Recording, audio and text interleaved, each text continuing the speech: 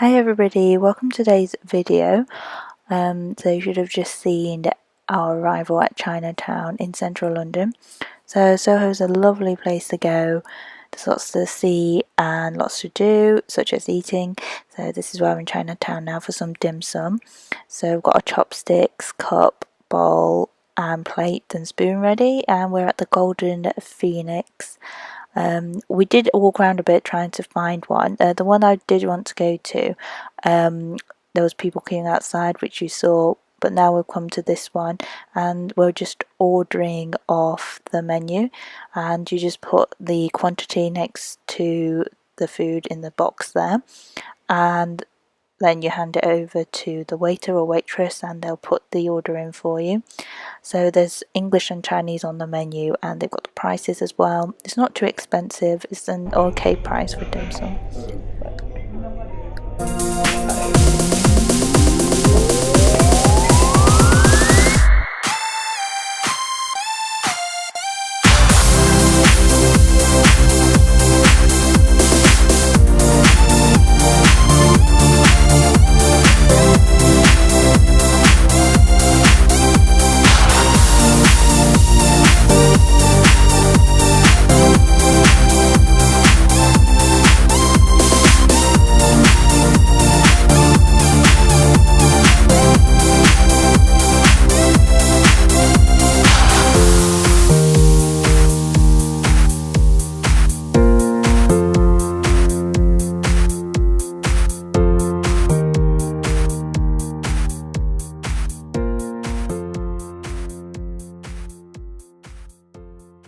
So after some scrumptious dim sum, which we're really full now, so we just walked from Chinatown through Oxford Street to Carnaby Street, and we're going to go and check out the Van store. We're in the hunt for a new pair of shoes.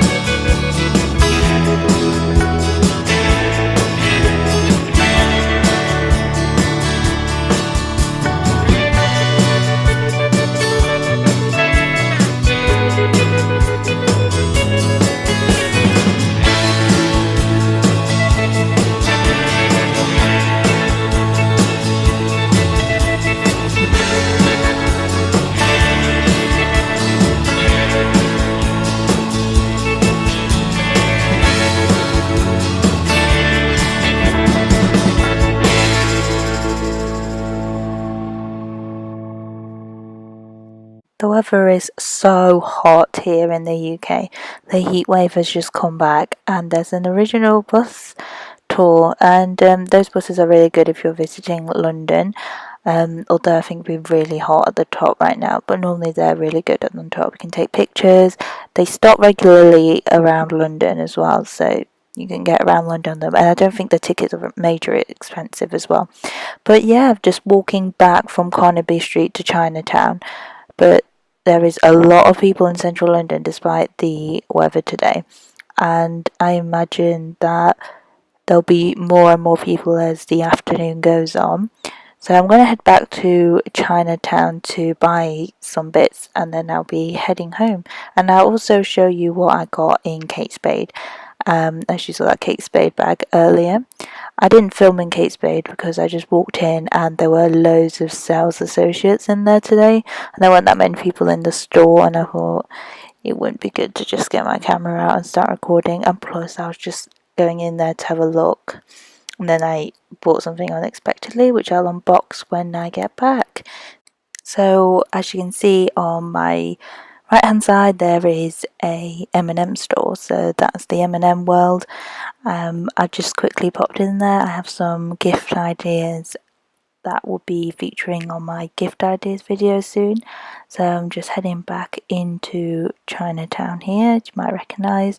So I'm going to buy some cakes from that bakery store that I showed way earlier in the video, and then I'll be going home to have afternoon tea with that.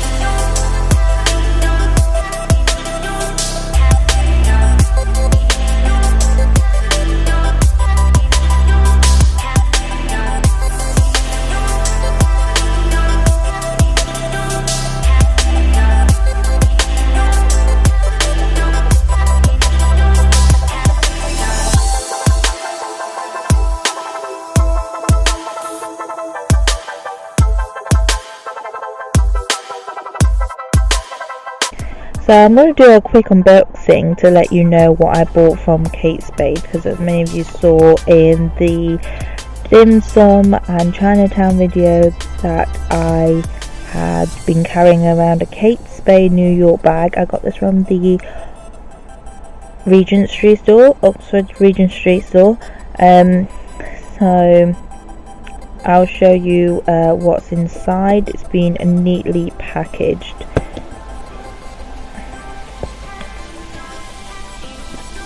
So just break the seal here. Can you guess what it is? And the receipt is also in there. So I'll just bring it out of the bag.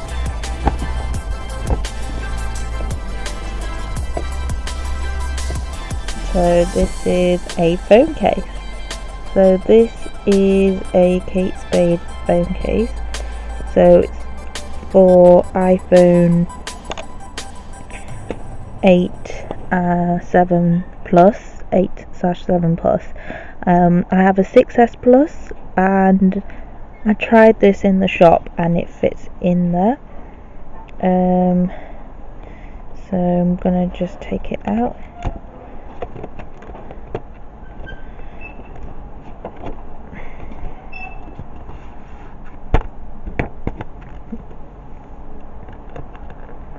So yeah, it's very pretty. I'm just gonna, yeah, that'll be easier.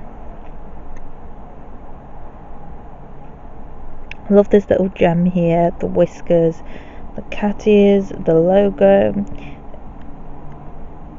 and the fact that it's plastic. So it's see-through here, you can still see a bit of your phone. It's made from a hard plastic.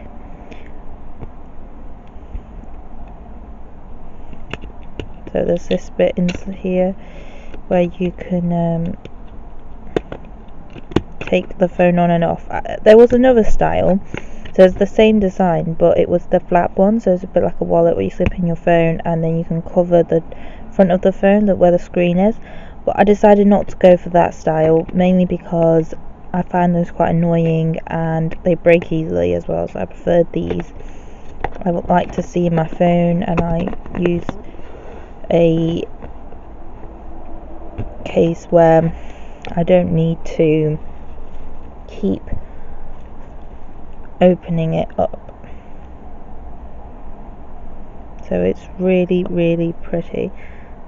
So this is black around the side. Yeah, so that is pretty much it. Oh, and this was £45. So if anyone's interested in buying it, it's not focusing. So this is the case on my phone. So this is the 6S Plus. On the packaging it said for 7 and 8, but it fits this one. It's a bit tight, but it fits. Yeah, so it fits perfectly like so. I think it's really pretty because you can still see the bit of your phone at the back here. You can still see the back. You can still see the logo, and there's the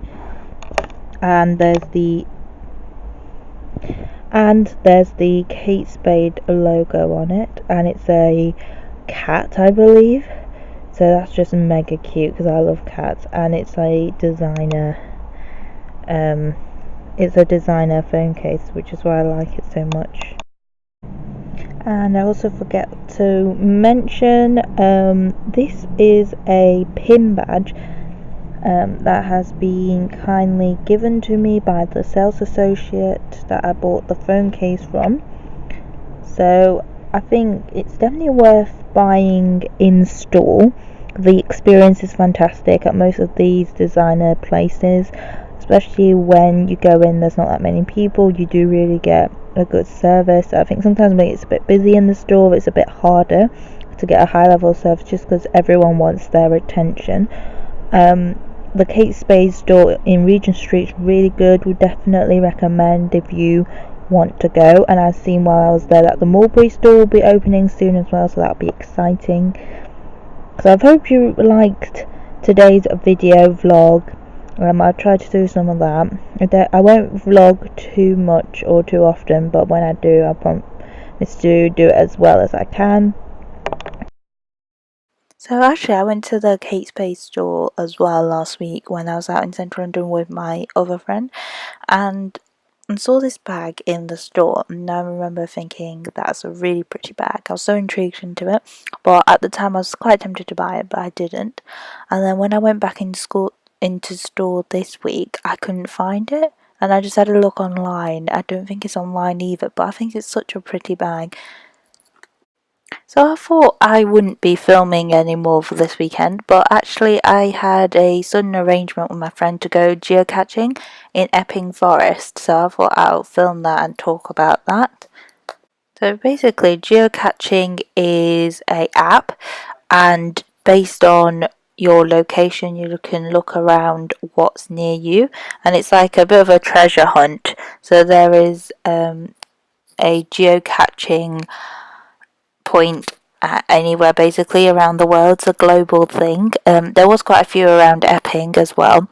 So Epping is in Essex, in case you didn't know, and also you can download the app onto your phone and use it to navigate to the point. So once you get near it, you have to look around a bit for it, but it does take you really close to the box, and then it's up to you using the hint and the description to find the box. But I will show you how to use the app at the end of the video, because at the moment I'm using the app to locate the first box. So we came to Epping by tube. It is easy to park around Epping, but it's just thought it's easier on the tube. And also I don't drive, and my friend doesn't either. So we're just going through the forest at the moment. It's really lovely. It's really hot today, but it's quite shady in the forest. But at the moment we are walking through the more thicker part of the forest, and there is a lot of holly bushes, and we're getting totally scratched. My legs already got a few scratches, and we just had a Nando's lunch, but we're going to walk it off now. Oh, by the way, in case you're wondering what I meant by Nando's, it wasn't in the forest or anything. We got off the tube at Loughton, and it's a town centre there, so we went into the town centre to have our Nando's, and then we walked into the forest. It's not that far from the town centre to walk into the forest. That's why we got to have Nando's. In case you're wondering what I had the 5 chicken wings with 2 sides. I had peri peri chips and also a mixed leaf salad. So I thought, we're going to be walking after, so I have something quite light. Normally I have the wing roulette, which is 10 chicken wings and also 4 sides, but I thought that wouldn't be good for this. Also, I realised that I'm not kind of wearing the right clothes for this. I have a pair of shorts on and some, well, Converse light shoes, but they're not Converse. And I don't think that is the right equipment, as my feet is not exactly comfortable, and also I'm getting scratched like hell by all this prickly plantation in the forest. So we're at the first spot. We've just found the box that was hidden amongst the tree. So I've noticed a lot of trees in the forest are all odd shapes, like this one. They all look like rhinos and different types of animals. In fact, some of them look quite freaky. And sometimes some trees fall down and they become like a bench type thing, which I was kind of sitting on one, and we're just opening, well, my friend's just opening up the box. So inside you get all sorts of things. People write stuff in there, people leave some stuff in there. So this isn't exactly like a treasure hunt where you find something and take it and keep it type thing. So this is something more like you leave something there if you want to. But it's just the joy of finding it and navigating it to the box and that type of thing. But yeah, the forest is really nice. There's a lot to see in the forest. So each spot has its own name on the app, and I won't disclose which one this is. Also, there is this thing where you make sure you find the box and leave it how it. Sorry, you leave the box how you found it. In like the same spot, so you can't sort of move it to another place or anything like that. And also, if it is broken, you need to report it, and also you need to log on to your account that you have found it and you've been there. You can upload a picture of it, and you can also leave a comment. Now we're going to find another one to go to, and I believe that my friend has, so we're going to set off. So now what you can see is something that I found on the way there to the next spot. I haven't filmed like the whole journey of me because basically it's mainly the same thing throughout the forest. So this is someone who has made a campfire and a fake camp using logs that they found around the forest, and my friend's just sat in there. And in a minute I'm going to get a piece of log and also move in there. So now I'm on the inside of the camp. It's really comfortable inside. So we thought we'll sit in here for a bit just to have a rest. So it's been quite tiring walking between the different spots for the geocaching, but I'm enjoying it so far. I didn't expect to enjoy this. I'm not a personal fan of walking a lot, but this is a good idea, I think, because it gets you excited. There's a purpose kind of thing, rather than just walking wondrously, aimlessly into the forest. It's very quiet in the forest, but I really enjoy that. It's a good break from the city. So now we're at our second place. Is this time in very thick exotic vegetation, as you can see roughly around the log. It's basically a fallen log, well, a tree I mean, and it's now a log and it's just hidden down there. To be honest, I think other than the holly bush, the other vegetation doesn't bother me very much. Like the plants are okay, but the hollies and the prickle and the thorns are really, really bad. Sometimes the navigation does lead you into more the deep part of the forest, so there's no proper paths. I think it's quite a trek, I think, between the spots, and sometimes the forest can be hard to walk through because of the landscape. Other than that, I think it's coming round quite good. It's about to be sunset, I think, because it's getting slightly cooler in the forest now. And I'm just looking through the box, and my friends just opened it up.